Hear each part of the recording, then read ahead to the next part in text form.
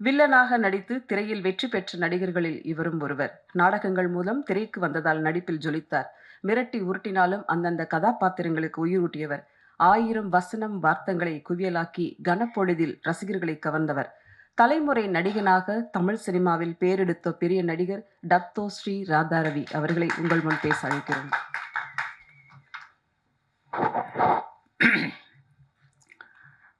இங்கே கூடியிருக்கும் என் குடும்பத்தை சேர்ந்தவர்களே, வந்திருக்கும் பத்திரிகையாளர் நண்பர்களுக்கும் இந்த யூடியூபர்ஸ் அவர்களுக்கும்,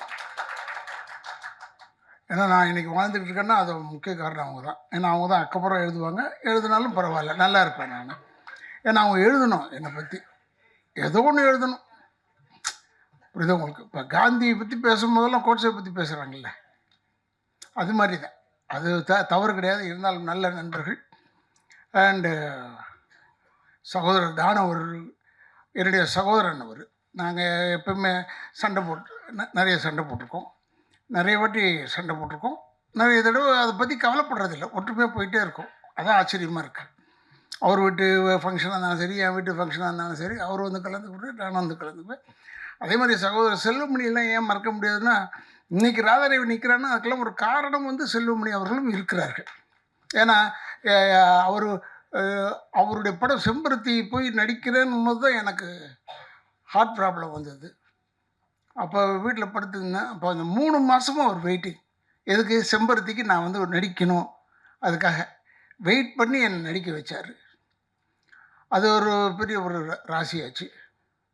எதுக்குன்னா, எனக்கு தங்கச்சியாக நடித்தது அதில் ரோஜா, இதில் வந்து நம்ம நளினிமா, என் தங்கச்சி உயிர் உள்ள ஒரு விஷால.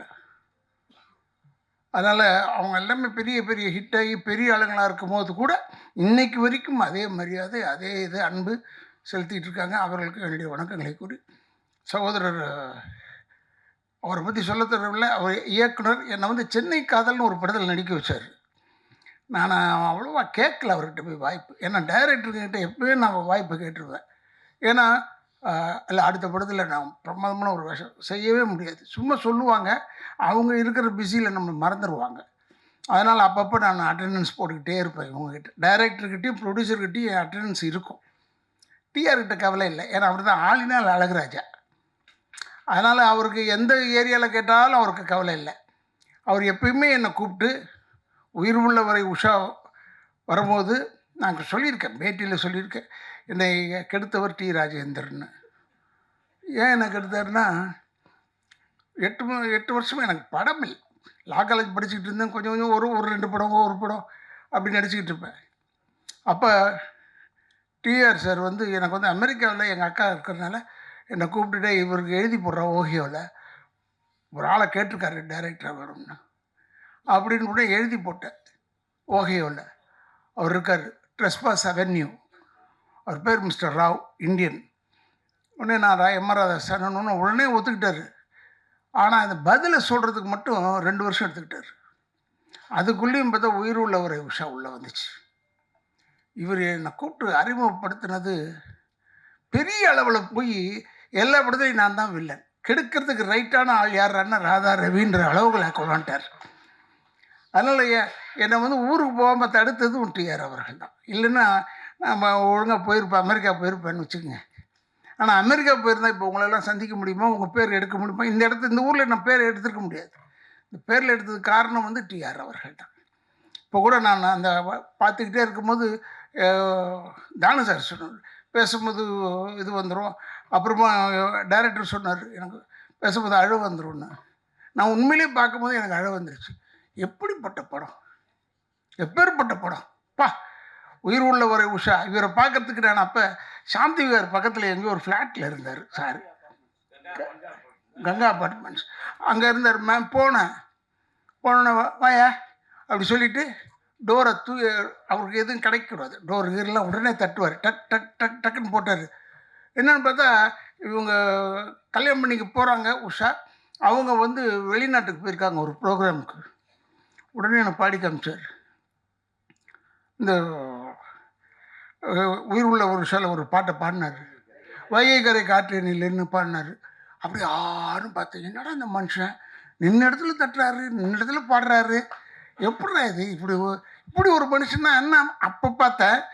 இப்போவும் 40 வருஷமாக இதே மாதிரி தான் இருக்கார். அதுதான் அவர்கிட்ட இருக்கிற ஒரு பெரிய. நான் எப்பவுமே தம்பியை கூட பார்த்து சொல்லுவேன்.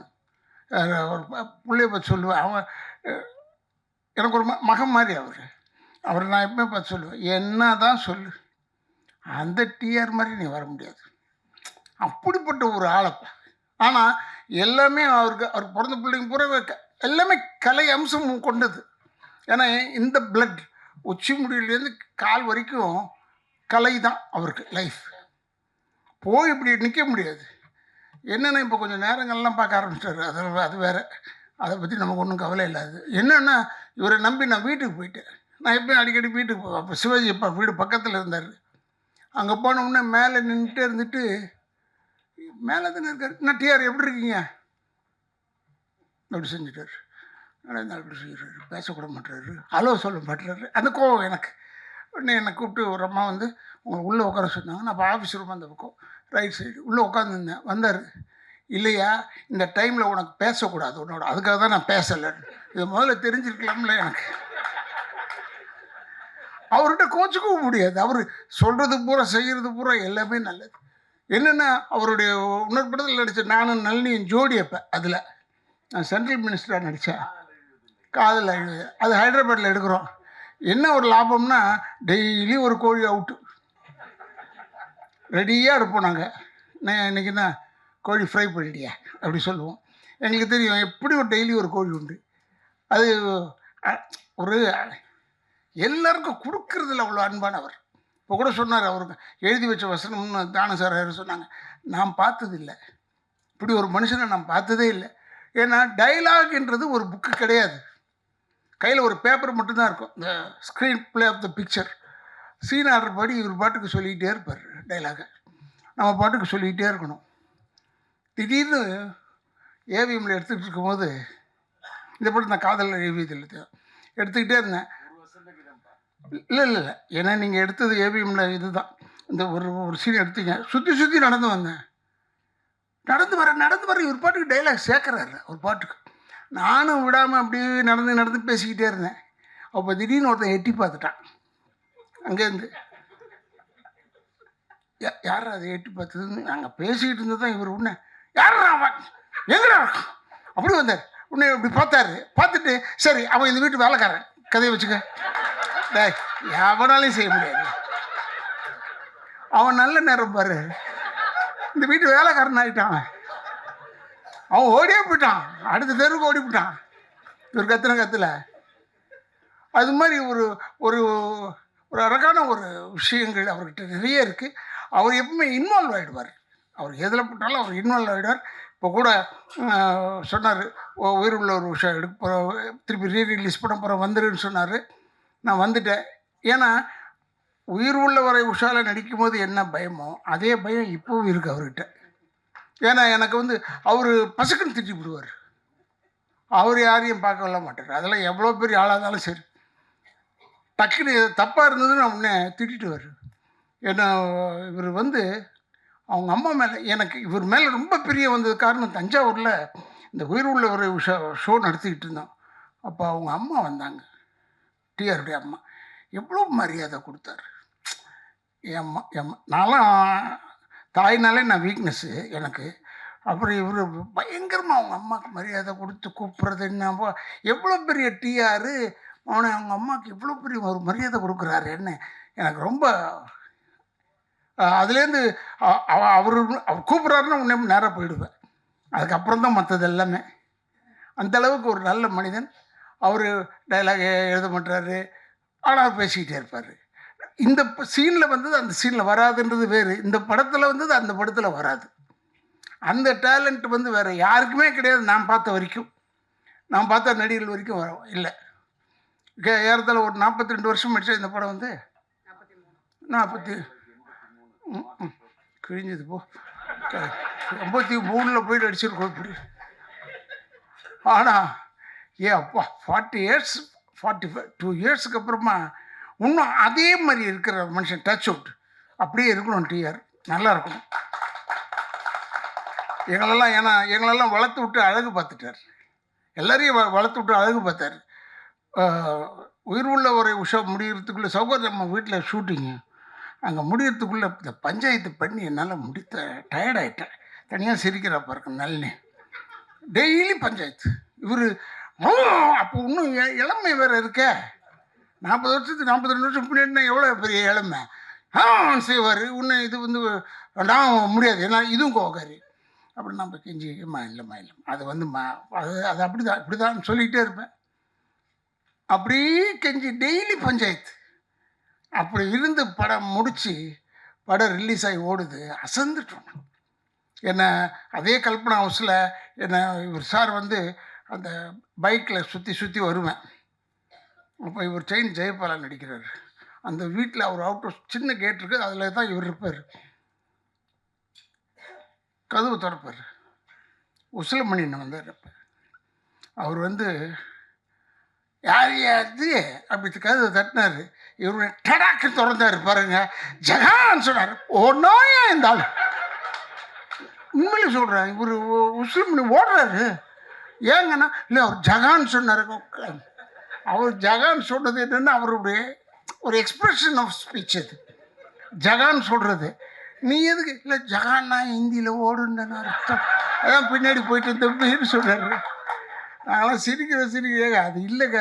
நைட்டில் இத்தனைக்கும் நைட்டில் இது நடக்குது. அது மாதிரி ஒரு அற்புதமான நிகழ்ச்சிகள் நிறைய இருந்தது. அவர் வேணும்னே அதை செய்கிறது இல்லை.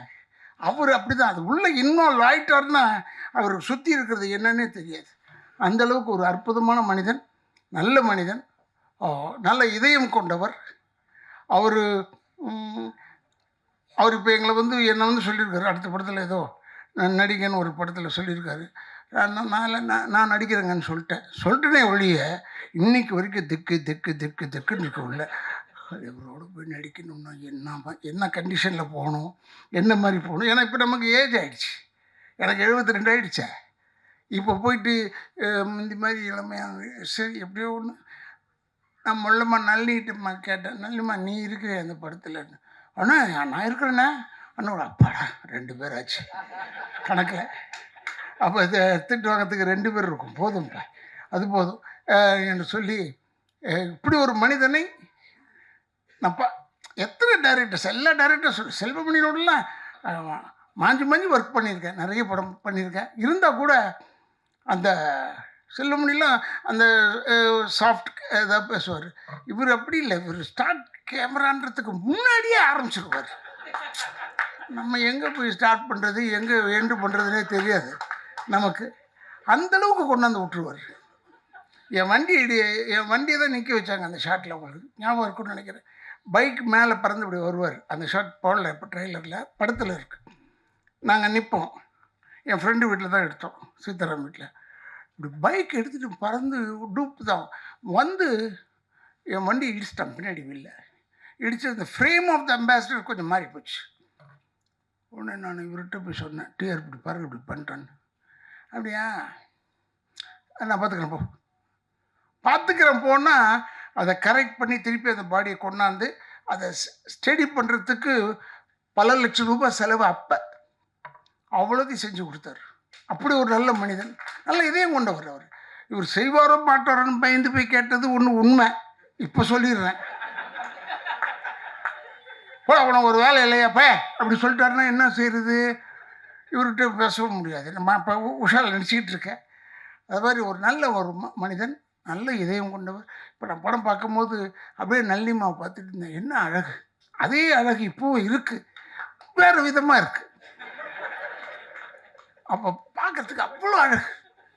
அந்த படுபாய் இப்போ இந்த கங்கா இதெல்லாம் அனுபவிக்க முடியாமல் போயிட்டானேன்றது தான் வருத்தம்.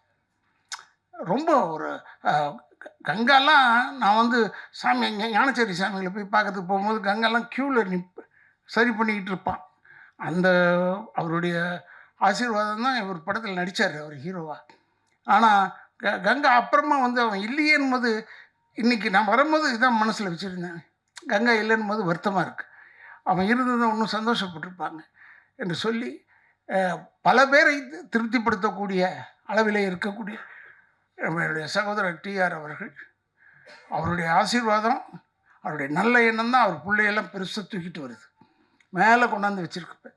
சில பேர் என்னை கேட்டாங்க, ஃபங்க்ஷனில் கூட கேட்டாங்க, இந்த ஃபங்க்ஷனில் இன்னொரு ஃபங்க்ஷன் வெளிநாடு ஃபங்க்ஷன் ஒன்று பேசிக்கிட்டு இருக்கும்போது, சார் இவர் வருவாரா யாருங்க? எஸ்டிஆரா? அவரை கூப்பிட்டு என்ன செய்ய போகிறாரு? இல்லை அவர் வந்தார்னா செம்ம கலெக்ஷன் ஆகும் சார். அதுக்காகவா? என்னால் அந்த வேலைலாம் கிடையாது, எனக்கு அந்த வேலைலாம் கிடையாது. ஏன்னா நான் நேராக போய் டிஆர்கிட்ட தான் பேச தெரியும். டிஆர் வந்து அவர் ரூமில் உட்கார்ந்துருக்கிறதே ஒரு கலை அம்சம் கொண்டது ஒரு விஷயம்.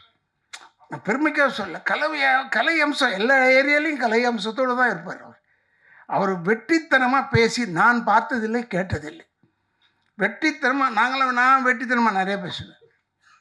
இப்போ பேசிகிட்டு இருக்கேன், இதில் பாதி வெட்டி பாதி நல்ல விஷயம் இல்லை. அது மாதிரி தான் நான் வந்து எப்பவுமே பேசிக்கிட்டே இருப்பேன். அப்படி அரட்டை அடிப்பேன், எல்லாம் பண்ணுவேன். அவர் மட்டும் அப்படி இல்லை. எதை தொட்டாலும் சினிமா தான், எந்த பக்கத்தை தொட்டாலும் சினிமா தான். சினிமாவை தவிர வேறு எதுவுமே தெரியாது டிஆர் அவர்களுக்கு. வேறு எதுவுமே தெரியாது, கண்ணிலையும் படாது அவருக்கு. அந்த மாதிரி ஒரு நல்ல ஒரு இதயம் கொண்டவர். இந்த படத்தை ஏதோ 13ஆம் தேதி ரிலீஸ் பண்ணுறாருன்னு சொன்னாங்க. அப்போ சொன்னாங்க காதலர் தினம் அந்த தினம். அதெல்லாம் அவர் பார்த்துருப்பாரியா? அவர் பார்க்காதே கிடையாதுங்க. ஏன்னா உயிர் உள்ளவரை உஷா மாதிரி ஒரு காதல் படம் இது வரைக்கும் வந்து தான் கேட்டு வரல. அது ஒரு ஆச்சரியம் அவர்கிட்ட தான். அதிலெல்லாம் நாங்கள் நடிச்சிருக்கோம்னா எங்களுக்கு பெருமை. இப்போ என்னை கூப்பிட்டதுக்கு நான் ரொம்ப பெருமைப்படுகிறேன் என்று சொல்லி என்னுடைய குடும்பத்தின் சார்பாகவும் திராவிட இயக்கத்தின் சார்பாகவும் என்னுடைய வாழ்த்துக்களை கூறி எல்லா இளைஞர்களுக்கும் ஒன்றே ஒன்று சொல்லிக் கொள்கிறேன். தாய் தந்தையரை முதியோர் இல்லத்தில் சேர்த்து விடாதீர்கள், கடைசி வரைக்கும் வச்சு காப்பாற்றுங்க என்று சொல்லி விடைபெறுகிறேன். நன்றி.